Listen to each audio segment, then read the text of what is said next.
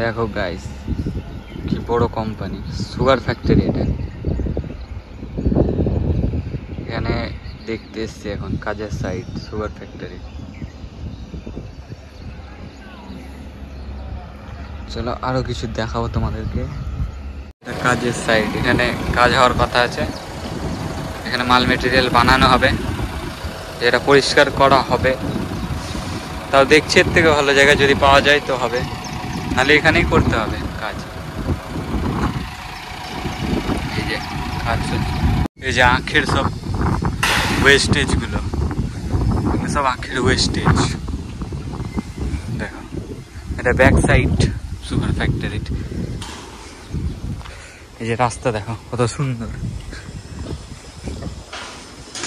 দেখতে এসে আর একটা সাইড যেখানে কাজ শুরু হবে, ওই সাইডটা না হলে এই সাইডটায় কাজ হবে। চলো দেখি। এই সাইডটা এখানে মেটেরিয়াল বানাবার জন্য বলছে। ওই সাইডটার থেকে ভালো, কিন্তু অনেক দূরে হয়ে যাচ্ছে। কি বড় বড়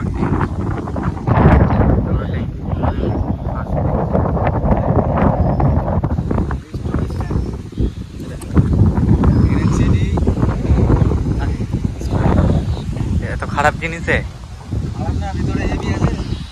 ভিতরটা ভালো, চকচকা। একটা গ্রাউন্ডের মতো, ফুটবল গ্রাউন্ড যেমন হয় কি না, ব্যাটবল গ্রাউন্ড, ওরকম মতো আছে। মানে ওটা ঠিক হাফ। এবার ঢুকবো, টাকা লাগবে। এই যে এই ছেলেটা হচ্ছে আমাদের গাইড।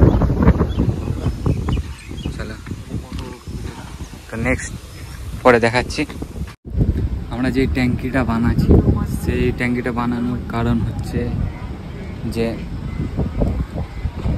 সুগারের যে ফেনাটা থাকে, যখন স্টিম হয় তখন যে ফেনাটা থাকে, ওই ফেনাটা শুকিয়ে পাউডার করে বের করবে ওই ট্যাঙ্কিটা দিয়ে। তো ওই ট্যাঙ্কিটা দিয়ে পাউডার হয়ে বের হবে। সুগারের যে ফেনাটা থাকে, ওই ফেনাটা শুকিয়ে যে পাউডারটা তৈরি হবে, ওই পাউডারটা অনেক বলতে বিয়ার তৈরি হওয়ার কাজে লাগে, বিয়ার। তো ওই জন্যে ট্যাঙ্কিটা বানাতে হবে। আর সুগারের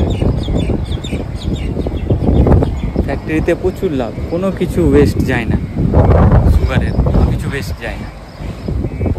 এই ছাইগুলো দেখছো, ছাই বলছে এগুলো ওয়েস্টেজ।